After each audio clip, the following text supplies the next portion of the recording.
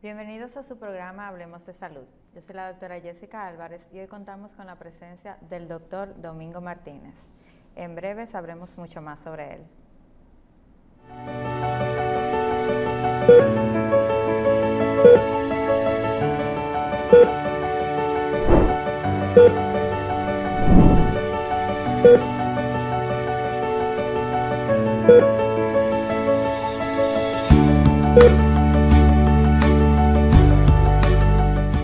Anunció también Santiago Jacín, director del Seguro Nacional de Salud, la implementación del SENASA en Estados Unidos, un programa especial que va a ser de mucho interés y de mucha conveniencia a los dominicanos en el exterior. Lo que nosotros hemos conseguido y elaborado para ustedes es un seguro médico que les va a cubrir a ustedes todo. Cirugías menores y cirugías mayores, cáncer, quimioterapia, radioterapia, trasplante de órganos, diálisis, odontología. Esto quiere decir que les vamos a abarcar a ustedes lo que realmente se necesita para tener salud. Y la idea de esto es que cada uno de ustedes pueda tener el Seguro Nacional de Salud, SENASA, y que pueda ir a Santo Domingo a atenderse dignamente, porque para nosotros la salud no es un privilegio.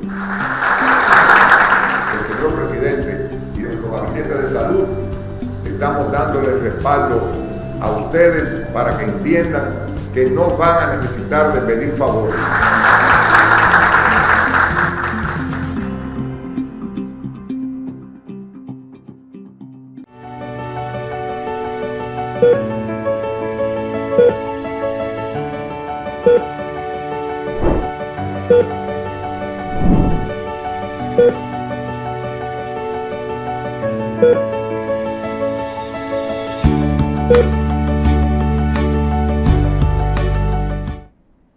Como dije anteriormente, hoy contamos con la presencia del doctor Domingo Martínez, médico internista y nefrólogo.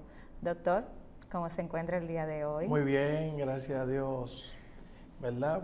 Por cada día y nada, agradeciendo siempre la invitación. Gracias a usted por venir. Con el objetivo de crear, y siempre lo digo, mayor impacto en la conciencia desde el punto de vista de salud. Sí. Y qué mejor plataforma de que hablemos de salud. Exactamente. Doctor, su especialidad es nefrología. Cuéntenos un poquito acerca de su especialidad en general. Exacto. Fíjate, nefrología, pues un posgrado o una subespecialidad. Obviamente hay una formación de médico general. Sí. Y como requisito para optar por la especialidad de nefrología, hay que ser internista. Son 4 años. Internista no es más que la especialidad con el cuidado integral clínico en el adulto y la persona mayor. Sí. Y posteriormente hacemos entonces lo que es nefrología. Una vez que la persona o el médico es egresado, se le conoce como nefrólogo. Sí. Simplemente es el encargado del cuidado tanto fisiológico como patológico de los riñones. Ok. ¿Y qué le motivó a estudiar nefrología? Porque todos tenemos una historia para irnos por un área. Fíjate, como cuando estaba en el 9º semestre, se puso muy de moda la diálisis. Yo vengo de la Universidad UCE, de San Pedro de Macorís. Sí. Y ahí un amigo, que de hecho hizo imagen, hablábamos. Y como comencé a estudiar la nefrología, que es una materia que se da en el programa, ¿verdad?, de general, medicina, sí. Pero que es ya cuando uno se cree que es doctor, de que uno no sabe tomar signos vitales, pero uno se cree que es gente. Sí. Entonces ahí, en el 10º semestre, tengo la oportunidad de conocer un poquito más la materia de nefrología y quedé obsesionado con esa especialidad, y desde ahí comenzó mi interés hasta que lo logramos. Sí, estuve viendo que ya en este mes es considerado el mes de la salud renal. ¿A qué se debe que hayan elegido esta fecha? Fíjate, sabe que la fecha como que... Es simbólica. Exacto, alguien, aunque el mes de marzo es el mes renal, sí. octubre del cáncer, Ajá. y así sucesivamente, pero la realidad es que cada año, los 365 días, debería de conocerse como salud renal. Sí. Aprovechando, para que tenga una idea, la enfermedad renal crónica es una amenaza para la salud pública por el costo tan alto que tiene. Eso es dentro de las enfermedades transmisibles, no transmisibles, crónicas, que así se conoce. Lo que pasa es que el presupuesto en cuanto a la enfermedad renal crónica o en cuanto al programa de enfermedades crónicas no transmisibles, solamente lo chupan, si me permite el término, 4 enfermedades cardiovasculares, la diabetes, el cáncer y las enfermedades respiratorias. Sin embargo, se ha echado al lado la enfermedad renal crónica, que cada día la incidencia es abrumadora. En nuestro país. A nivel del mundo. Para que tenga una idea, cuando nosotros hablamos de enfermedad renal a nivel global, a nivel mundial, hablamos de que el 10% de las personas tienen algún tipo de daño renal y la gran mayoría no lo tiene. Eso equivale a más de 850 millones de personas que tienen algún tipo de grado renal.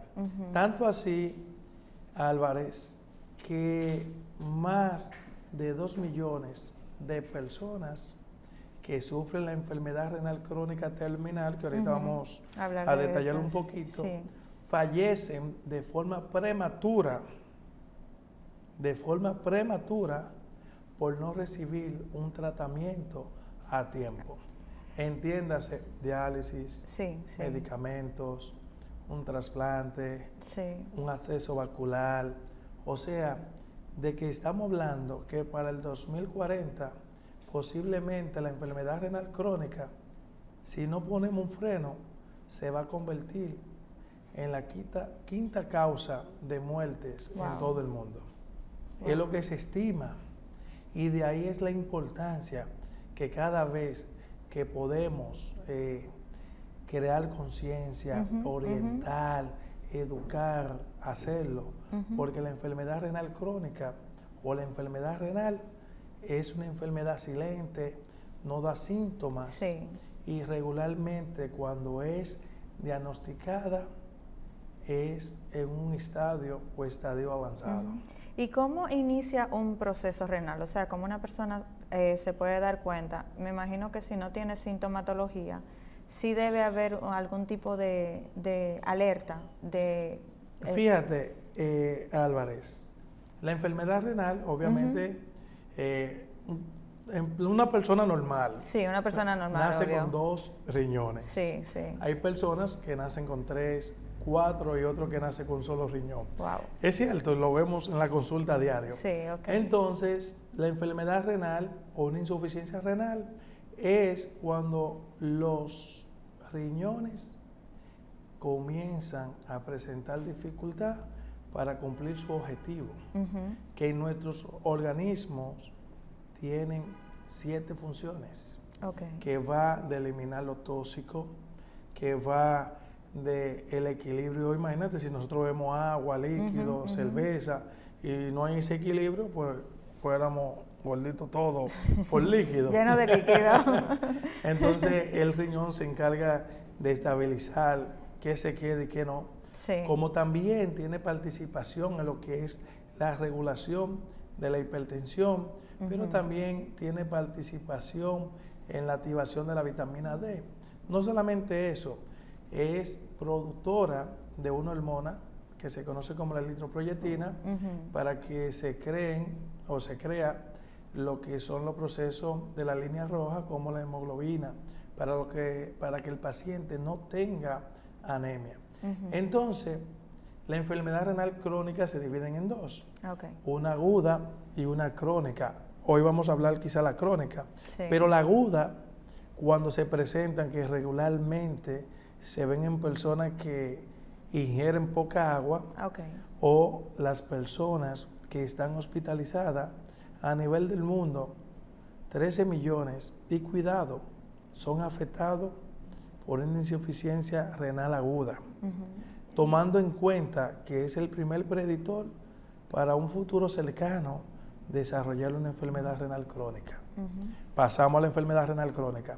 ¿Qué pasa aquí? Bueno, que estas se clasifican en 5 grados, de 1 a 5, de acuerdo a la tasa de filtración glomerular, que nos da el valor en número preciso o cuantitativo de la función del riñón, porque no es lo mismo decir tu riñón es tan bueno, un valor cualitativo, o está malo, que un valor cuantitativo, un 60%, un 80%.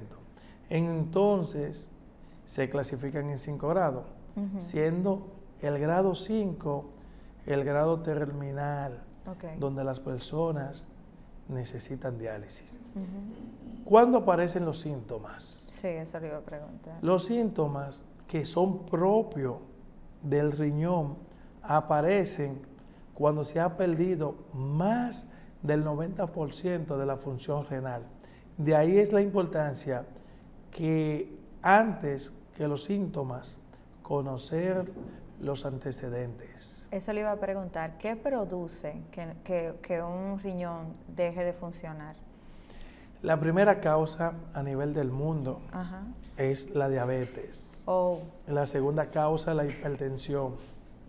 ¿Cuál es la realidad? Bueno, que en los programas de diálisis, aquí en República Dominicana, el 70% tienen esas dos condiciones. Entonces, si conocemos ya que la diabetes es la primera causa, que la presión alta es la segunda causa, y estamos hablando que el riñón, cuando da síntomas regularmente, es en una fase avanzada, que puede durar años estando silente. Si tienes esas dos condiciones, debería de revisar, pero ya lo que es la función renal, una evaluación renal. ¿Por qué? Porque posiblemente pudiera tener un daño y no saberlo. Tanto así que en condiciones generales se habla que una persona de cada 10 necesita diálisis, que tienen enfermedad renal. La población en sentido general es un 10%. ¿Qué quiero decirte con esto? Bueno, que si nosotros somos 10 millones de dominicanos, posiblemente hay 1 millón que tenga algún tipo de daño renal y no lo saben. Eso es como un cáncer. Lastimosamente, sí. Y sumamente costosa. Aquí hay una alta tasa de pacientes hipertensos. ¿Cómo podrían prevenir desde sus hogares esos pacientes hipertensos sufrirle algún daño renal? Desde la casa, ayudarse. Hasta me voy a poner cómodo. Sí, póngase cómodo, póngase. Fíjate, Álvarez, existe un programa de atención primaria. ¿Cuál es la realidad? No podemos mentir. Hay un desconocimiento o una falta de conocimiento a nivel médico en lo que es la atención primaria, que es donde va el paciente diabético, donde va el paciente hipertenso. Entonces, si quienes reciben esa patología no tienen el conocimiento suficiente para identificar la enfermedad renal, pues imagínense, muchas veces cuando llega hay poca cosa que hacer. Que dicho sea de paso, de 100 diabéticos que lleguen temprano, un 50% no llega a diálisis. Okay. Hay otro porcentaje, el otro 50%, que quizás aún estando bien medicado, tomando la dieta, no llega tan pronto a diálisis, pero por asuntos genéticos pudiera desarrollar una insuficiencia renal crónica de tipo terminal.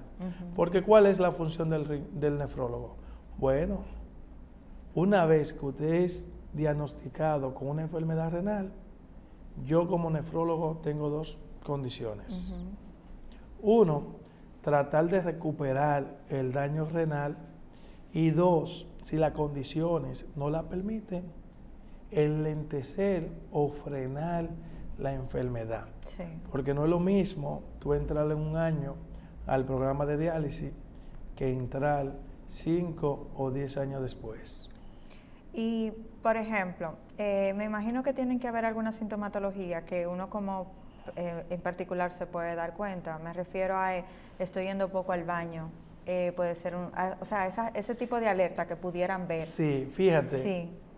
Los pacientes que cuando hacen pipí, para que me entiendan, ¿verdad? Ajá, exacto. Y presentan espuma en la orina, en el inodoro, y eso es un signo o síntoma de enfermedad renal. Se conoce como proteinuria. Ajá. Pacientes que tengan la presencia de sangre en orina, que se conoce como hematuria, también deberían de ir a un nefrólogo. Pacientes que tienen antecedentes de que un papá, un hermano fue a diálisis, necesariamente debe de ir a un nefrólogo. Las personas que nacen con un riñón deberían de ir al nefrólogo. Adicionalmente, el diabético y el hipertenso, que es lo que nosotros más tenemos aquí en el país, y es lo que nosotros debemos de atacar, diagnosticarlo a tiempo, porque primero le sale más barato al Estado. Sí, la prevención. La prevención. Y segundo, el paciente evita llegar a lo que es una insuficiencia renal crónica terminal, porque mira cuál es la diferencia.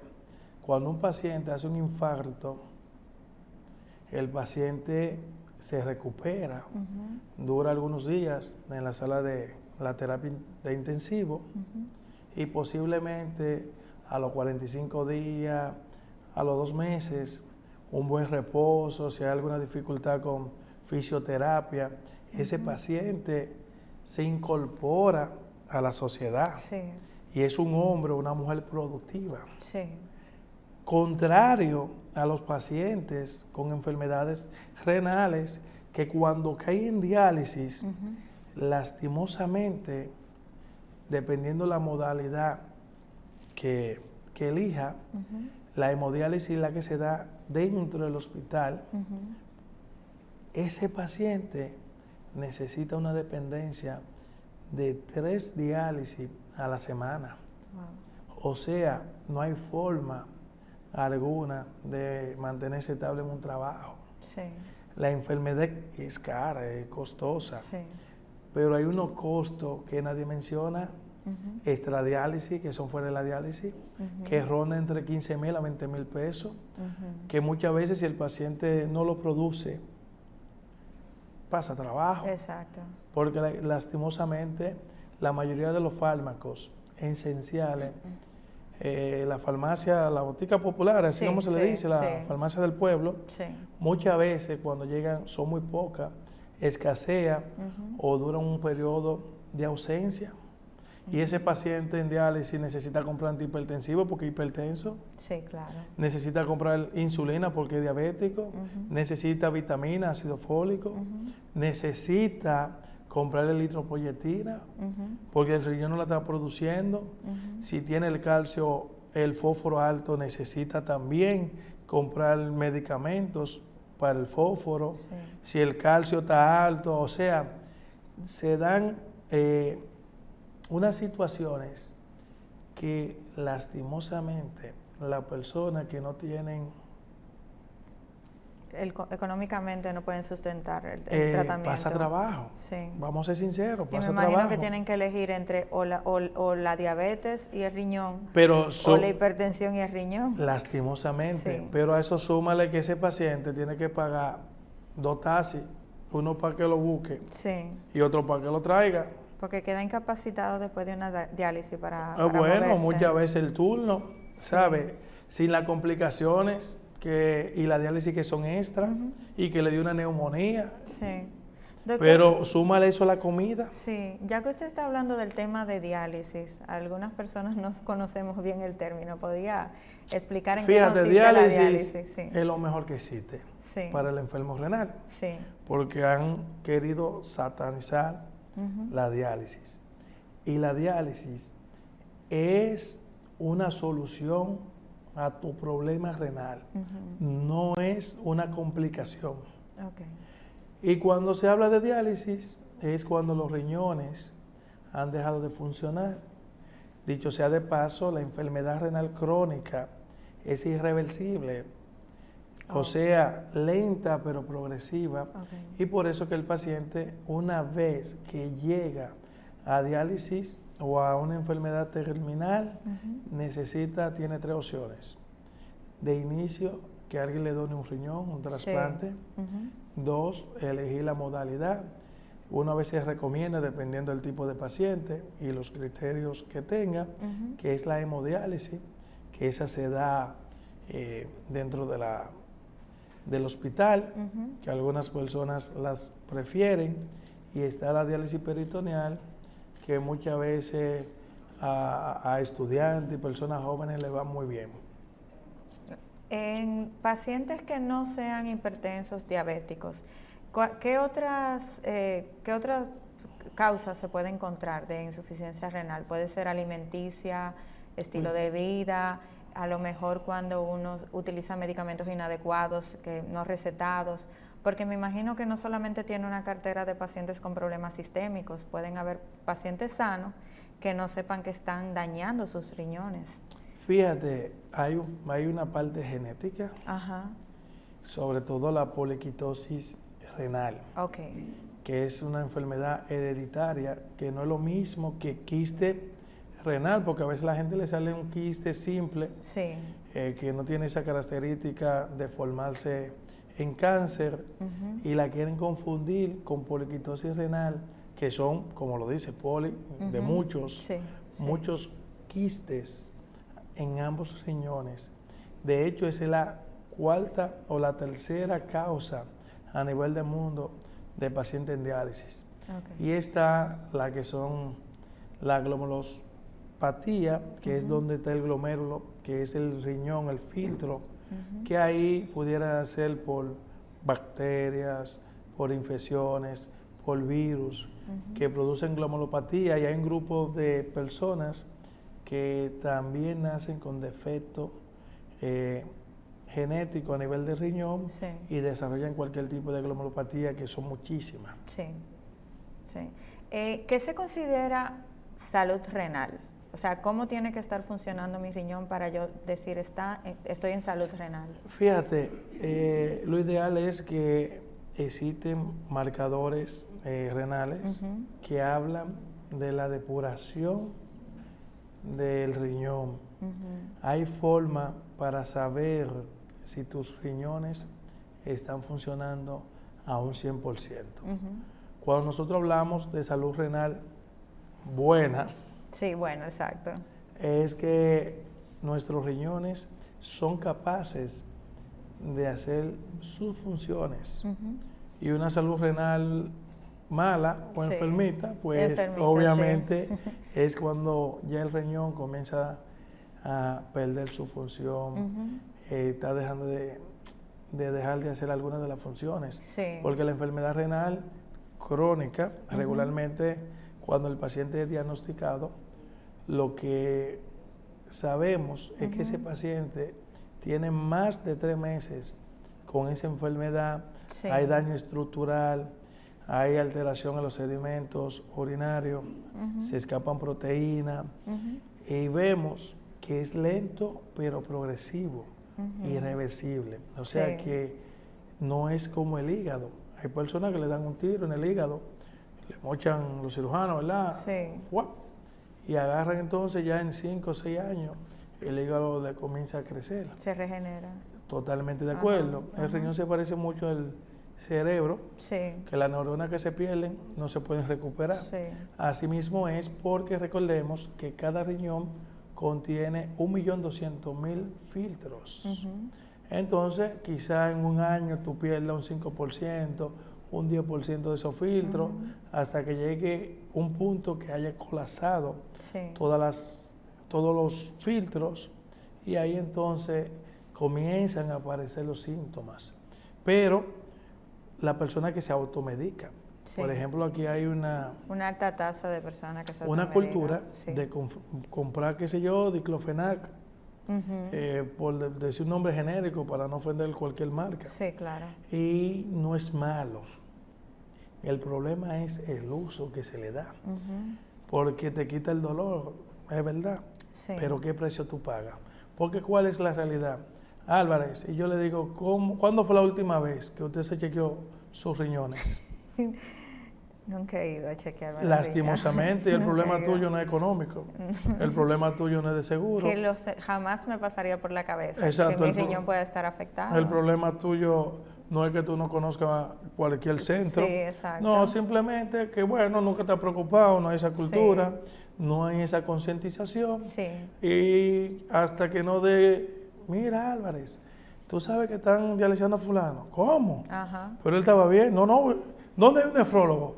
Y ahí, por el miedo, Sí. muchas personas conocen por primera vez cuál es la función de un nefrólogo. Sí. Tanto así que a veces yo salí de trabajar no hace tanto y, por ejemplo, me paro a comprar cualquier cosa en una de esas tiendas y la persona lee nefrólogo. ¿Y qué es eso? Exacto. Porque me confunden a veces con el neurólogo, el urólogo. Sí. No, nefrología son los riñones. Ah, mira, a mí me duele aquí.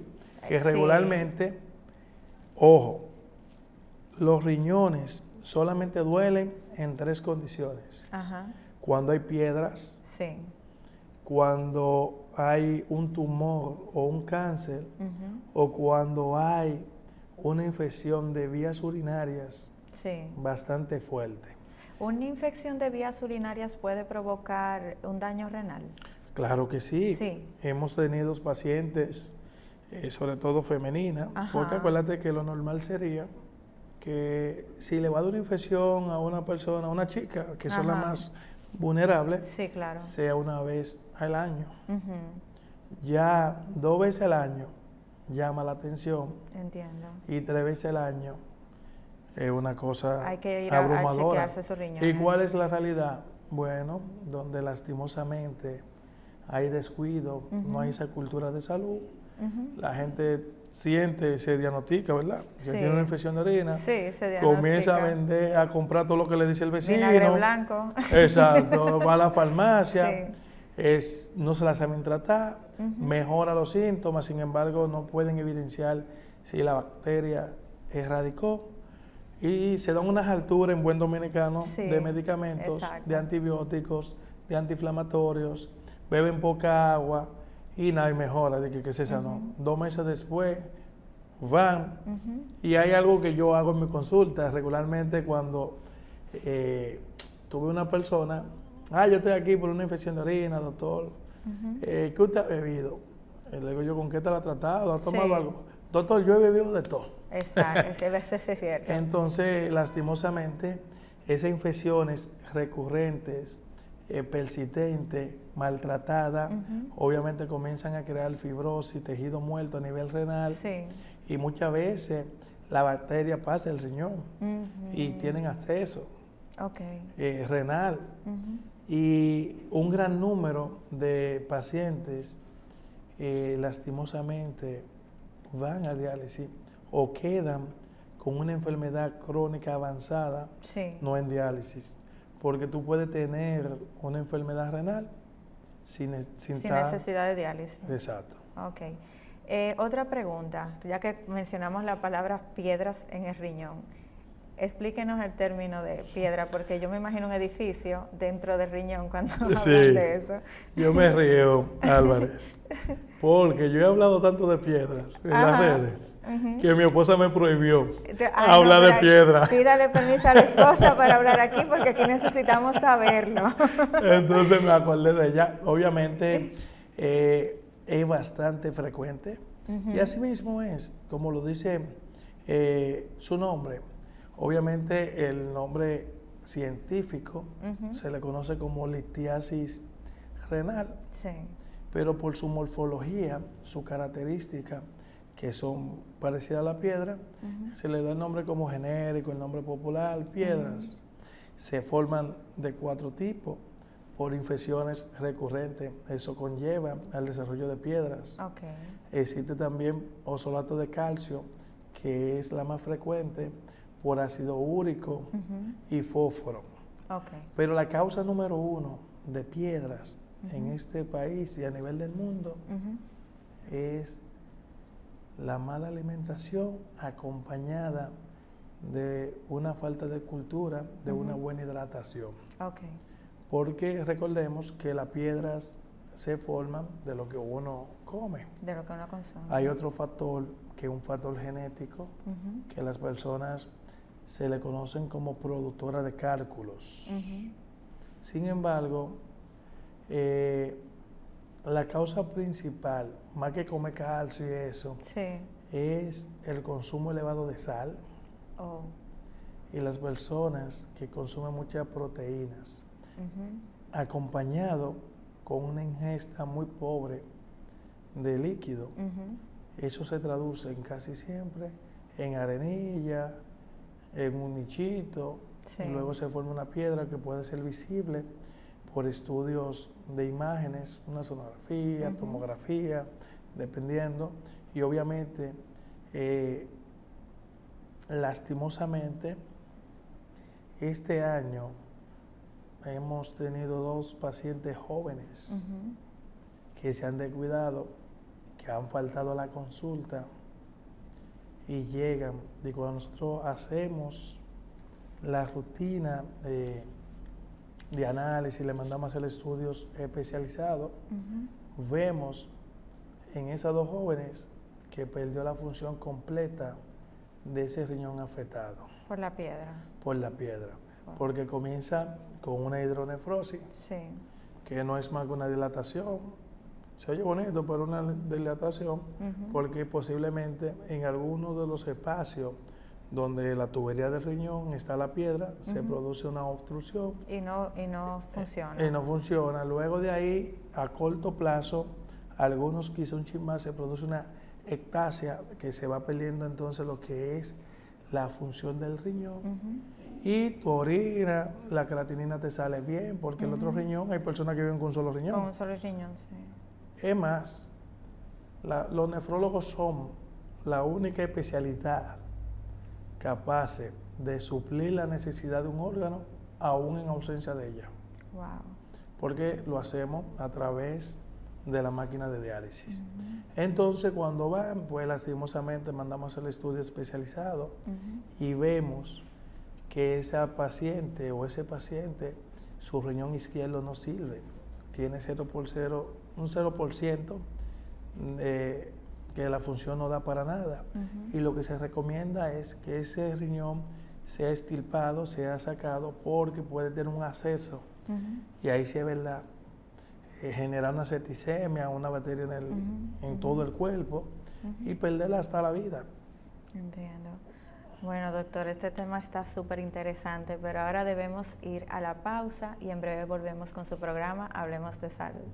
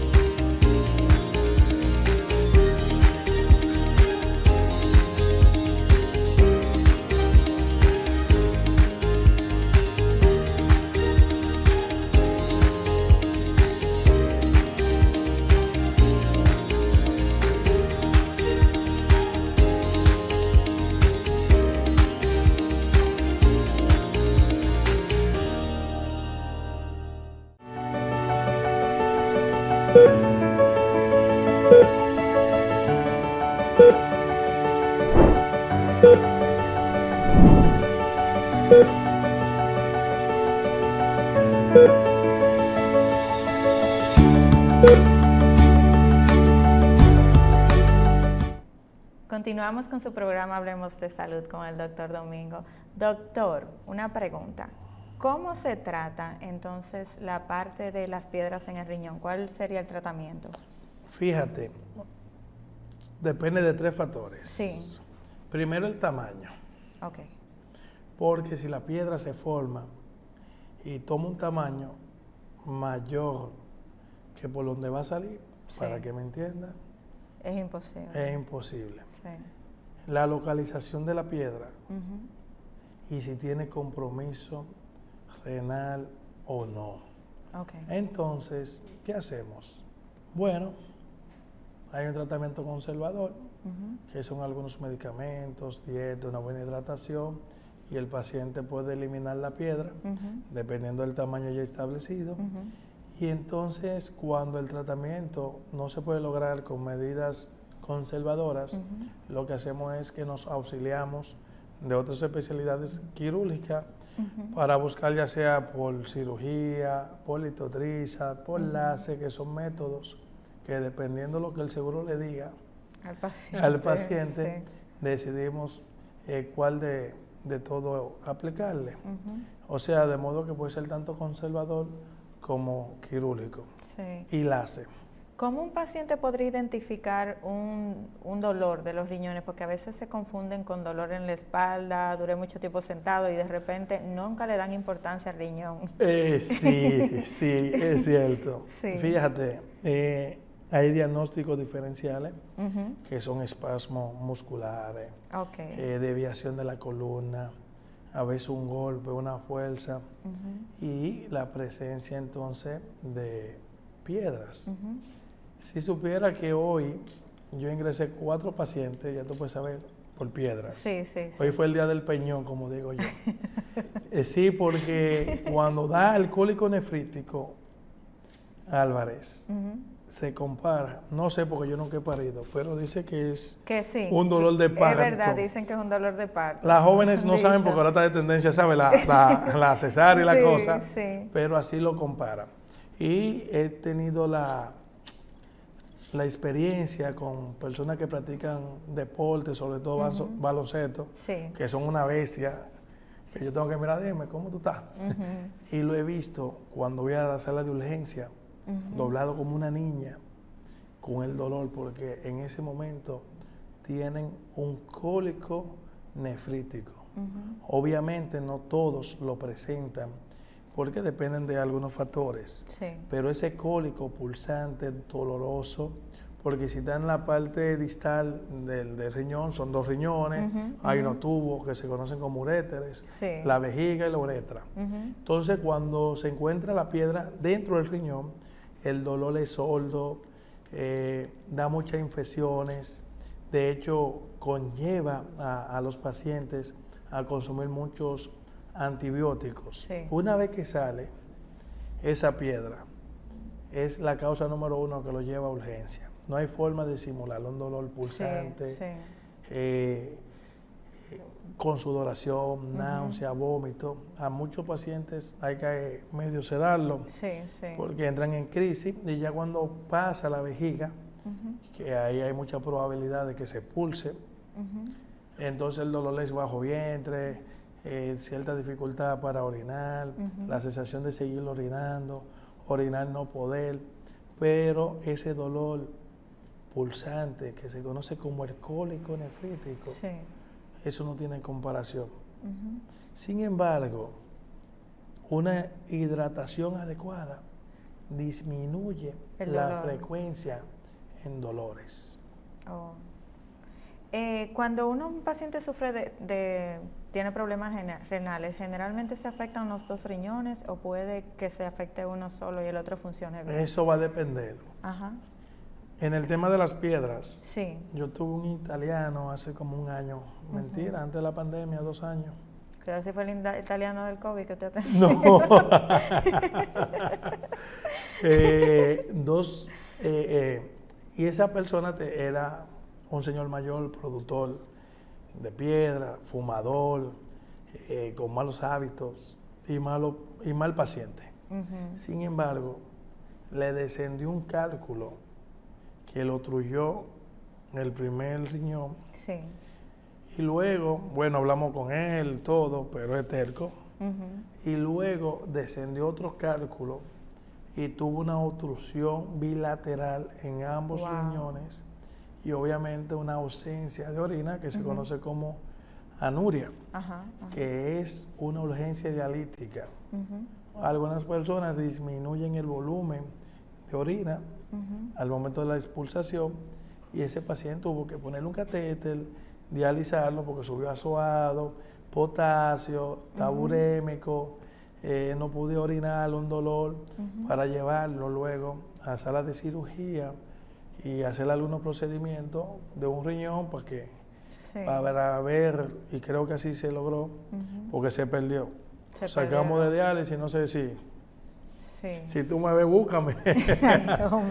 Si se fue para Italia o no, pero sí, ese paciente experimentó diálisis.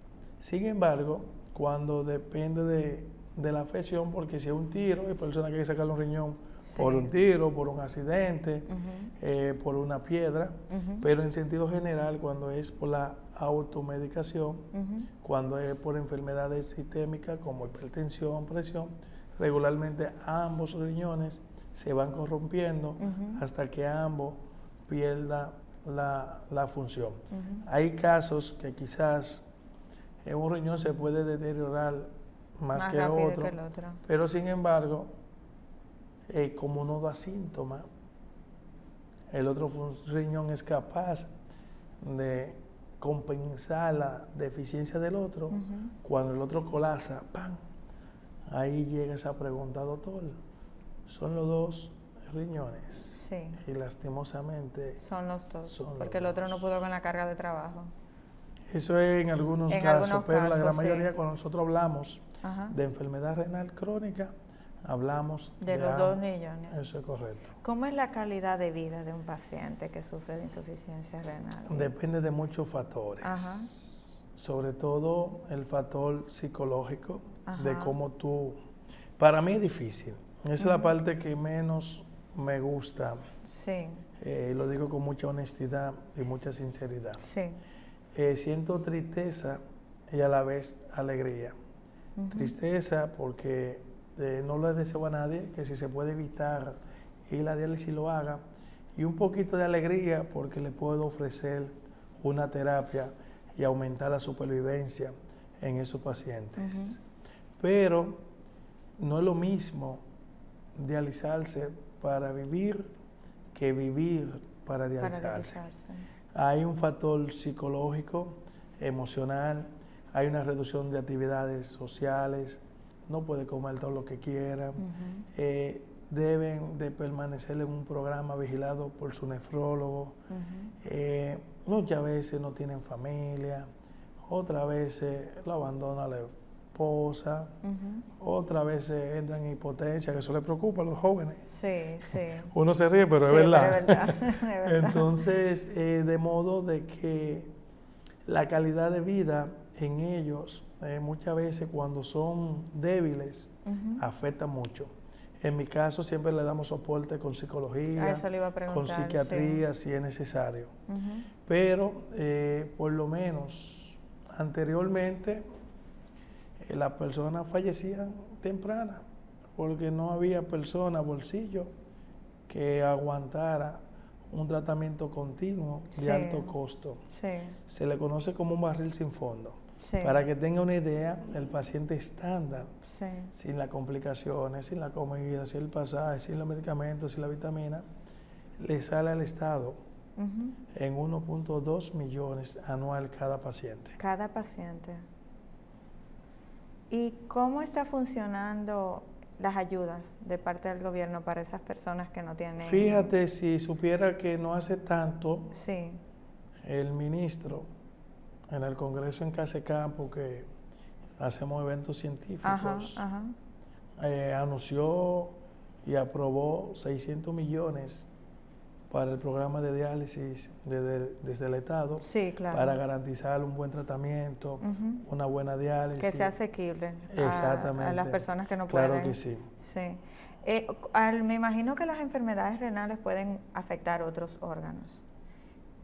¿Cuáles serían esos órganos que se encontrarían comprometidos con eso? Todos. Todos. De hecho, el más... Porque ¿de qué mueren los pacientes en diálisis? No es de diálisis, es de enfermedades cardiovasculares. Okay. De hecho, el paciente en diálisis se considera un paciente cardiovascular, pero hay pacientes que tienen manifestaciones neurológicas, manifestaciones hepáticas, gastrointestinales. O sea, la uremia puede afectar cualquier órgano en el aparato reproductor femenino, que no pueden salir embarazadas, disminución de líbido, en los hombres la impotencia, y si tiene algún tipo de lesión, los espermas son de mala calidad. O sea, una locura. Sí. Pero un paciente disciplinado, porque todo no es malo. Sí.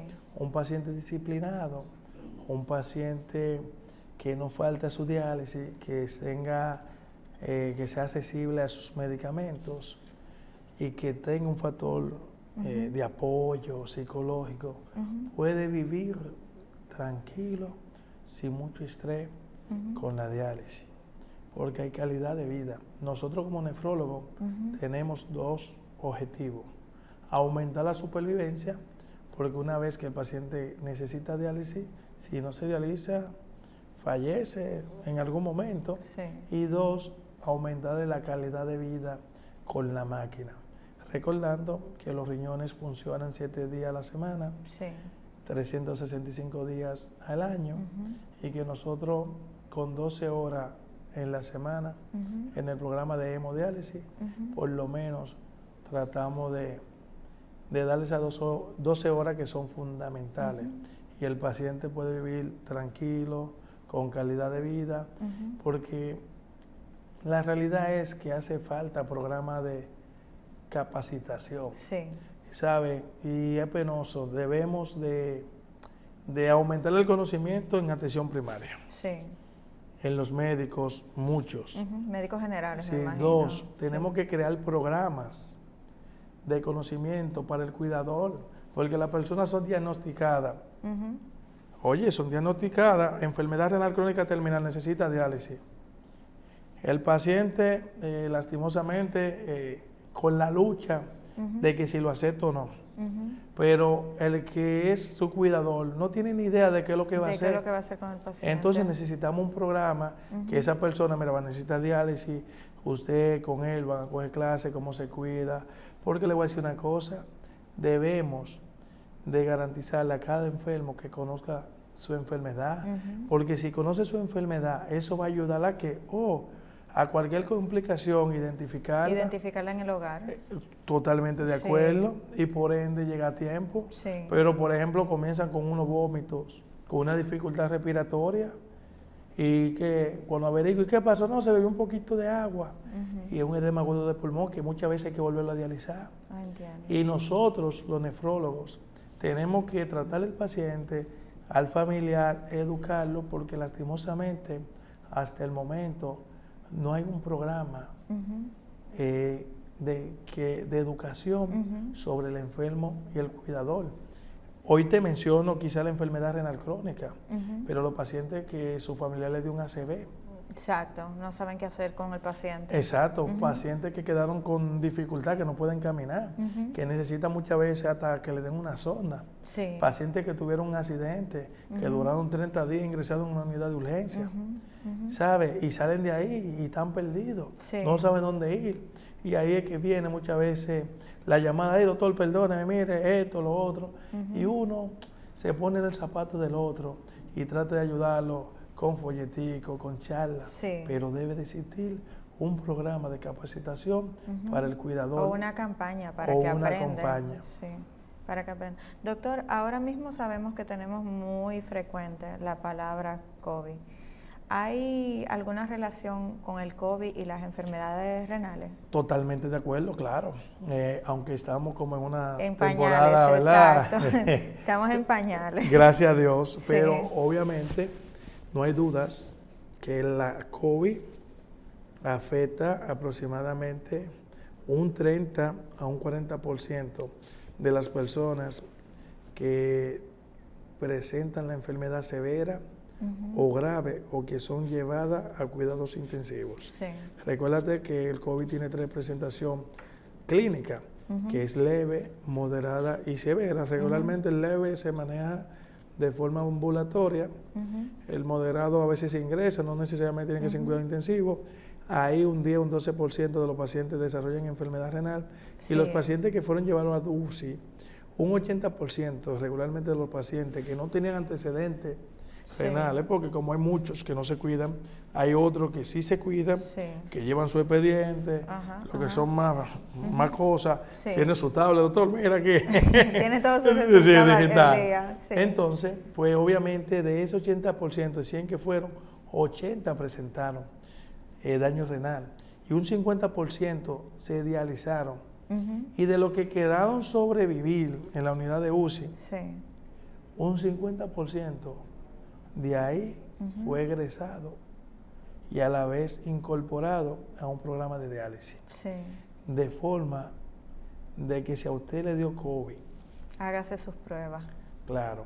Posiblemente el que fue ingresado o el que estuvo en UCI no tiene como ese temor. Porque ya les chequearon todos los órganos, siempre el médico de cabecera le da mucha participación al nefrólogo, pero aquellos que le dio el COVID fueron tratados de forma ambulatoria. Los asintomáticos, literal. También deberían de conocer su función de sus riñones. Porque hablábamos al inicio del programa de que no da síntomas. Y posiblemente usted tiene un daño renal que le está caminando. Asintomático también. Y cuando viene a abrir los ojos, posiblemente haya poca cosa que hacer. Doctor, este tiempo sí que ha pasado rápido. De sus contactos para alguna persona televidente que quiera comunicarse con usted, ¿dónde podría conseguirlo? Bien, ¿sabe que está de moda de que el asunto de las redes? Sí, no, de sus redes, tranquilo, tranquilo, de todas sus redes. Una sola, un solo nombre, @Dr. Domingo Martínez, TikTok, Instagram. Ay, TikToker. YouTuber. Muy bien. Pero tenemos consulta en la clínica Dr. Rodríguez Santo, de lunes a viernes. Trabajamos con todos los seguros y número de contacto, me pueden contactar vía WhatsApp, 829-340-1381. Bueno, pues ha sido un placer tenerlo hoy en nuestro programa. Se me quedaron muchísimas preguntas que las dejaremos para una próxima visita, porque de verdad quería tocar el tema de los donantes, que es un tema como que hay mucho miedo. Mucho miedo. Y no debería, pero en otro encuentro me imagino que sí. Pero en otra ocasión lo voy a traer para eso. Amén, gracias. Esto ha sido todo en su programa Hablemos de Salud. Se despide la doctora Jessica Álvarez.